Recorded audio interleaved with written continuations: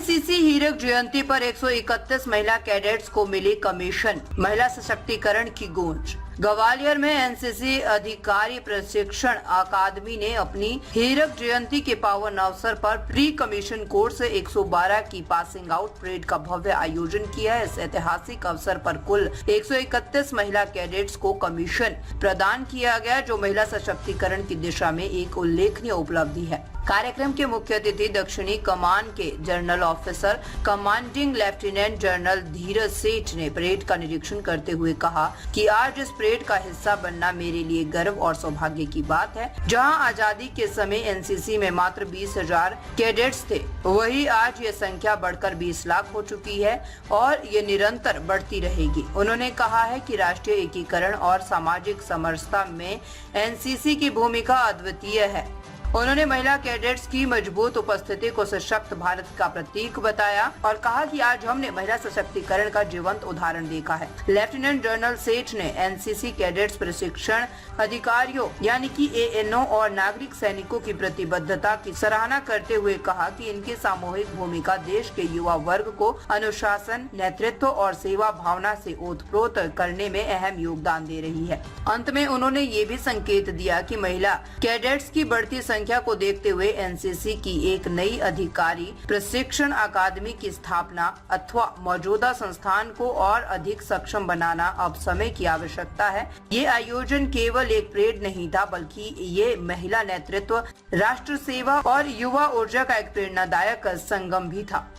तो इतना बताना चाह रहा हूँ कि आज सबसे पहले तो मुझे ये मौका मिला यहाँ पर डायमंड जुबली में आकर इनकी शानदार परेड को रिव्यू करने का, तो उसके लिए मैं अपने आप को एक्चुअली बहुत खुशनसीब समझता हूँ कि मुझे ऐसा मौका मिला। और ये मैं इसलिए कह रहा हूँ क्योंकि जो हमारी देश की एनसीसी है, जहां मैं बात करूं 1947 की, जब हमारा देश आजाद हुआ तो मुश्किल से 20,000 एनसीसी कैडेट पूरे देश भर में थे, और आज का वो दिन है कि वो 20,000 अब 20 लाख बन चुके हैं और ये बढ़ोतरी आने वाले सालों में और होती जाएगी। और एनसीसी का जहां तक सवाल है, जो 3 मुद्दे सामने आते हैं जो देश की तरफ एनसीसी कंट्रीब्यूट करता है, और सबसे पहला मेरा पॉइंट है नेशनल इंटीग्रेशन के ऊपर।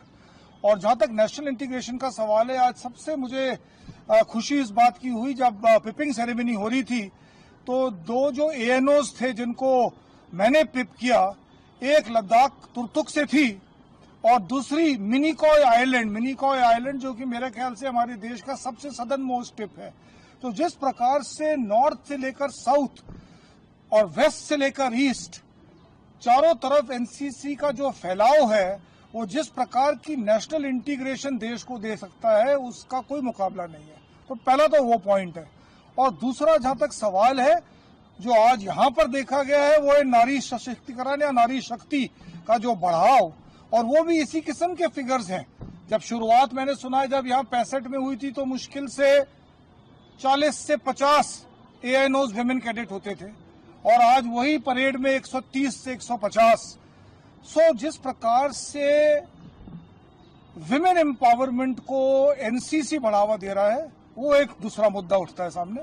और जो तीसरा पहलू एनसीसी के लिए जो मैं समझता हूं, आने वाली जो आधुनिक तकनीकों से लड़ाइयां की जा रही हैं, उसमें जो सिटीजन सोल्जर है, यानी कि देश का हर एक वासी किसी न किसी तरीके से देश की मदद कर सकता है अगला युद्ध जीतने में।